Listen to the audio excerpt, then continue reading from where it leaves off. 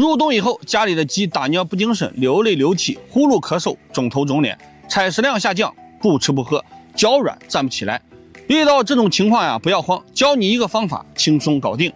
进入冬季以后，气温低，昼夜温差大，管理上稍有不慎，家里的鸡就会出现受凉受冻。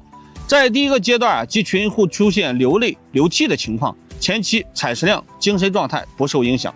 如果我们处理的不及时，3到5天后你就会发现鸡群开始发热，脚爪冰凉，闭眼打瞌睡，呼噜，伸着脖子喘气，有些还会肿头肿脸。那么到了4到5天以后，病鸡不吃不喝，然后挂掉。而且这种情况传播的速度非常快，开始的话可能是1只2只，但是几天以后可能就会波及整个鸡群。遇到这种情况大家可以参考以下这个方法。我们先要把严重的鸡挑出来隔离，避免相互水平传播，然后用福本小柴胡多烯环素。